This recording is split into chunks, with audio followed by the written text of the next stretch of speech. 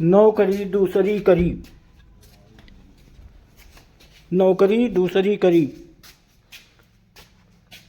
पहले मालिक ने शेख चिल्ली को ठीक काम न करने के कारण निकाल दिया। तो शेख चिल्ली एक सेठ के यहाँ पहुंचा और हाथ जोड़कर सेठ जी से बोला, हजूर, मैं बहुत गरीब आदमी हूँ,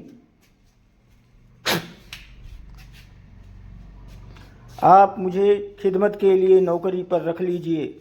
सेठ जी ने कहा, ठीक है, मगर तुमको मुझे एक इकरारनामा लिख कर देना होगा।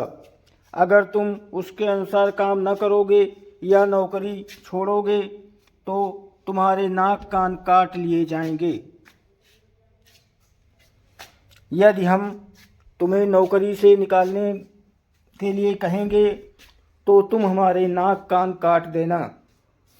सब काम इत्यादि लिखकर एक इकरारनामा तैयार किया गया। तो दोनों उस पर अपने अपने हस्ताक्षर करके सो रहे। सुबह उठते ही शेख चिल्ली ने सोचा कि रोज़ सर और दाढ़ी का काम बड़ा बेमौका का है, इसलिए उनकी सफाई ही करवा देनी चाहिए। ऐसा सोचकर उसने पानी में चूना पीसकर डाल दिया। उस पानी में जब सेठ जी ने दाढ़ी को और उनकी पत्नी यानी स्त्री ने बालों को धोया तो सब गिर गए। सेठ जी ने खफा होकर कहा, ये क्या? शेख चिल्ली बोला, इकरारनामे के खिलाफ तो मैंने कुछ नहीं किया। सेठ जी की किताबों का बैग भी शेख चिल्ली रोज़ दफ्तर ले जाया करता था।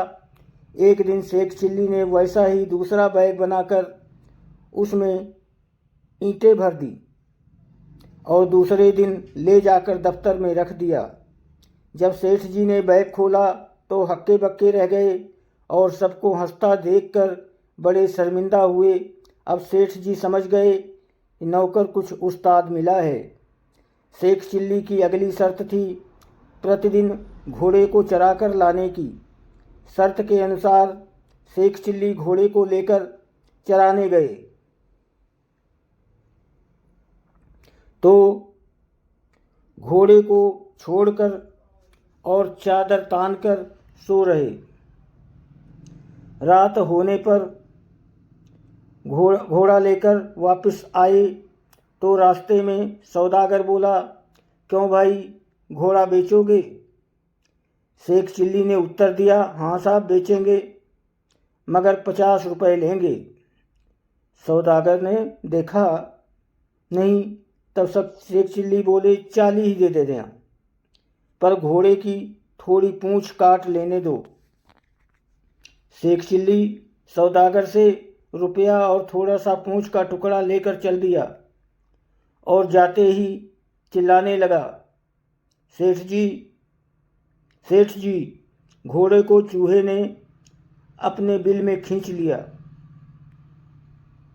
सेठ जी आए तो उन्हें पूंछ दिखाई दी।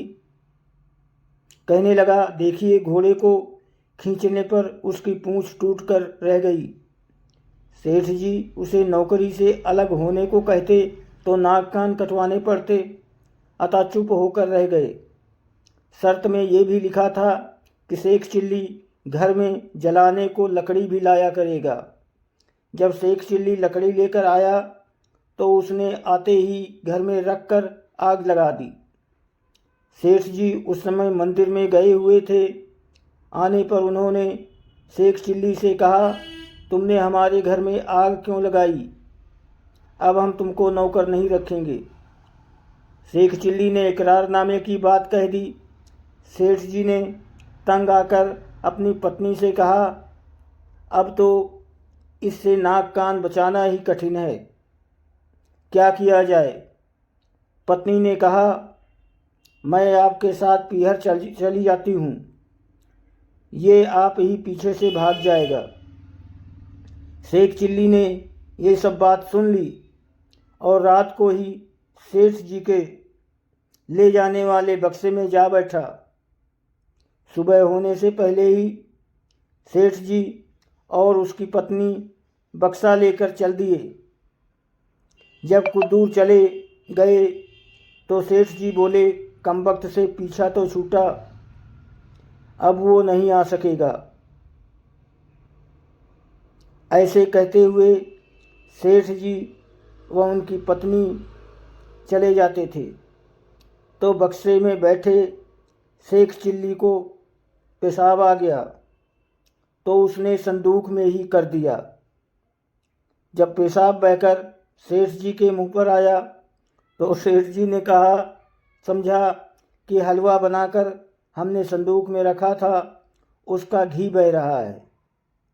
जब सेठ जी ने संदूक उतारकर ज़मीन पर रखा तो झट संदूक से शेख चिल्ली निकल बाहर आया और बोला, हजूर के कदमों को तब तक नहीं छोड़ सकता जब तक नाक कान न काट लूँ। सेठ जी ने कहा, क्यों? ये लो संदूक, इसे सिर पर रख के चलो। परंतु शेख चिल्ली ने इनकार कर दिया। लाचार सेठ जी अपने सिर पर संदूक रख कर चले। जब ससुराल 1 मील रह गई तो उन्होंने शेख चिल्ली से कहा, जाओ ससुराल में जाकर कह दो सेठ जी आए हैं, वो फलां जगह पर बैठे हैं। उन्हें ले आओ। शेख चिल्ली ने ससुराल जाकर कहा, सेठ जी बीमारी की हालत में हैं, कठिनता से आए हैं, उन्हें लिवा लाएं।